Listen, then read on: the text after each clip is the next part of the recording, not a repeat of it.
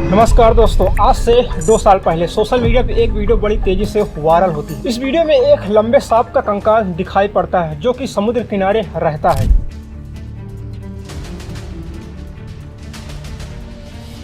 इस वीडियो को देखकर आपको अंदाजा हो गया होगा कि हम किस चीज की बात कर रहे हैं। यह देखने में सांप के कंकाल की तरह टेढ़ी मेढ़ी लगभग 130 मीटर लंबी है, जिसका पिछला हिस्सा समुद्र में है और इसका हेड वाला हिस्सा समुद्र के किनारे पर है और एकदम ये सांप के कंकाल की तरह बना हुआ है,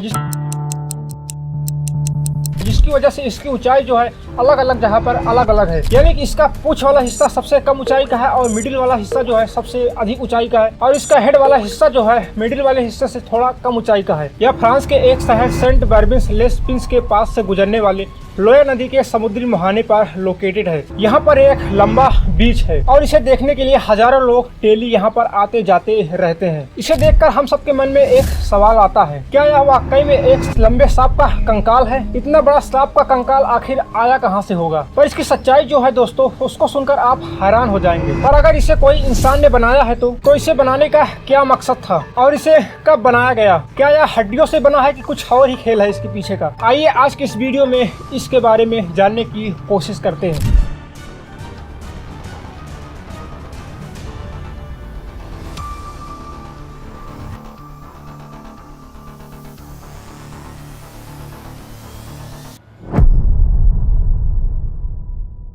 दोस्तों, अगर आप हमारे चैनल पे नए हैं, चैनल को सब्सक्राइब कर लें ताकि आने वाले हमारे सभी वीडियोस आपको प्राप्त होने लगे और पिछली वीडियो जो यूट्यूब पे दी गई हैं वो भी आपको रिकमेंड करने लगे और उसकी भी जानकारी आप पा पाएँ। तो चलिए शुरू करते हैं अपने इस टॉपिक को। दोस्तों, इस कहानी पर आगे बढ़ने से पहले एक बात क्लियर कर दूं आपको कि यह कोई सांप का कंकाल नहीं है, लेकिन एक सांप का कंकाल का संरचना है। इसे कोई दैवीय शक्ति ने नहीं बनाया है, बल्कि इसे इंसानों द्वारा बनाया गया है। इस कहानी की शुरुआत होती है दोस्तों 2012 में फ्रांस के शहर सेंट बर्बिन्स में एक प्रोजेक्ट शुरू किया जाता है। इस प्रोजेक्ट का नाम था लोयर एस्चुरी प्रोजेक्ट। हालांकि इस प्रोजेक्ट की शुरुआत 2007 में हुई थी। इस प्रोजेक्ट का मकसद था आधुनिक कला को प्राकृतिक और शहरी वातावरण के साथ जोड़कर जल, वायु और आकाश के बीच एक बेहतर संबंध बनाने की कोशिश की जाए, जिसमें बहुत तरह के कला शामिल हो सकते थे, जैसे कि हिस्टोरिकल कला, पारंपरिक कला और पर्यावरणीय कला। दोस्तों, इस प्रोजेक्ट का फायदा यह हुआ कि सेंट बर्बिन्स शहर का कार्बन इमिशन जो है बहुत कम हो गया और शहर में काफी बड़ी मात्रा में टूरिस्ट आने लगे और इन्हीं टूरिस्टों को आकर्षित करने के लिए यहाँ पर बड़े बड़े कलाकृति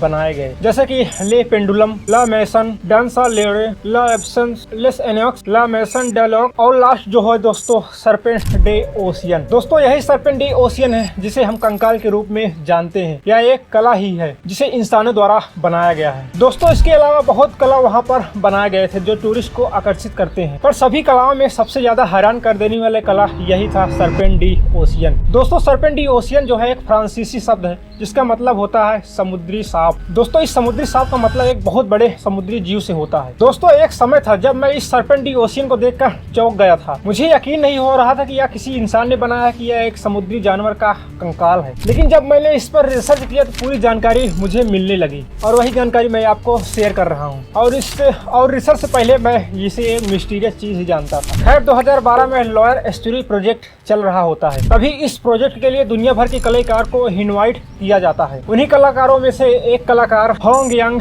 पिंग, जो नाम से ही चीनी लगते हैं, एक कला में एक महारत हासिल किए थे और डाइवर्स कल्चर आर्ट बनाने में काफी माहिर भी थे। जैसे कि ये चीन से ही थे और साल 1889 से ये फ्रांस में ही रह रहे थे और ये इसी प्रोजेक्ट में शामिल होकर इस कंकाल जैसी संरचना को बनाते हैं। इस कंकाल को बनाने में दोस्तों एल्युमिनियम का यूज किया गया है। सही सुना आपने, इसे एल्युमिनियम से ही बनाया गया है। अगर इसे लोहे या स्टील से बनाया गया होता तो इस पर जंग लग जाता और खराब हो जाता, और लोहा और स्टील बहुत कॉस्टली होता है और बहुत भारी भी हो जाता है, इसलिए इसे एल्युमिनियम से बनाया गया। और एल्युमिनियम जो है सस्ता भी है और हल्का भी होता है और पानी में रहकर यह खराब भी नहीं होता। यह लंबाई में दोस्तों 130 फीट लंबा है, जैसे कि मैंने शुरू में वीडियो में आपको बताया था। लगभग 130 मीटर लंबा है। इसकी ऊंचाई जो है अलग अलग जगह पर अलग अलग है। इसका पूंछ वाला हिस्सा जो है समुद्र में है और हेड वाला हिस्सा जो है समुद्र के किनारे यानी कि बीच पर है। इसे जानबूझकर ऐसा नहीं बनाया गया है दोस्तों, इसके पीछे का लॉजिक है। आप ज्वारभाटा का नाम जरूर सुने होंगे दोस्तों। अगर आप नहीं जानते तो आपको बता दूं कि चांद की ग्रेविटी की वजह से समुद्र का पानी कुछ मीटर ऊपर उठ जाता है, कहीं 1 मीटर तो कहीं 10 मीटर तक भी। मैं इसके बारे में मजाक नहीं कर रहा हूँ, ये हकीकत है। जब पानी ऊपर उठता है तो उसे ज्वार कहते हैं, जब जब पानी डाउन होता है तो उसे कहते हैं भाटा। दोस्तों इसके पीछे एक पूरी की पूरी वीडियो बन सकती है, अगर आप कमेंट करेंगे तो हम इस पर एक पूरी वीडियो बना लाएंगे। दोस्तों जब इस कंकाल के पास ज्वार और भाटा की घटना होती है, यानी कि जब ज्वार आता है तो लोगों को ऐसे दिखाई देता है कि जैसे यह समुद्र में कंकाल डूब रहा है। और दोस्तों जब भाटा की सिचुएशन आती है, यानी कि समुद्र का पानी नीचे होने लगता है, तो ऐसा दिखाई देता है लोगों को जैसे कि यह समुद्र से निकल रहा हो। बहुत ही अजीब लगता है, लोगों को हैरान कर देता है और इसे पास से देखने में बहुत ही मनोरंजक फील होता है। दोस्तों ये तो बात रही मनोरंजक की, लेकिन इसके बनाने के पीछे का मकसद जो था वो तो अलग ही था। दोस्तों अगर आपको सीधा सीधा बताओ तो इसको बनाने के पीछे का मकसद था समुद्र के किनारे को एरिया को साफ रखना और वहाँ पर टूरिस्टों को काफी मात्रा में बुलाने का तरीका था और वहाँ पर कार्बन एमिशन को काफी कम करना। लेकिन इसके पीछे दोस्तों दो लॉजिकल कारण है। पहला कारण है आजकल समुद्री जीव जो है समुद्र की गहराइयों से निकलकर सरफेस पे आ रहे हैं, क्योंकि दोस्तों ग्लोबल वार्मिंग और क्लाइमेट चेंज की वजह से पृथ्वी का टेम्परेचर लगभग 1.5 डिग्री सेल्सियस बढ़ चुका है और पृथ्वी के ग्लेशियर जो है वो भी पिघल रहे हैं, जिसकी वजह से समुद्र में ऑक्सीजन की मात्रा कम हो जा रही है, जिसकी वजह से इस समुद्री जीव संकट में है और समुद्र से बाहर निकल रहे हैं। इसी चीज को दर्शाता है यह कंकाल। दोस्तों और दूसरा कारण है ग्लोबल वार्मिंग की वजह से समुद्र का पानी का लेवल बढ़ रहा है और इस कंकाल की वजह से समुद्र के पानी का लेवल भी अंदाजा लगाया जा सकता है। यह आज फ्रांस का one of the most visited place बन जा रहा है। दोस्तों अगर आपको हमारी वीडियो इन्फॉर्मेटिव लगी हो तो ये वाली वीडियो को क्लिक करके आप देख सकते हैं। बहुत बहुत धन्यवाद।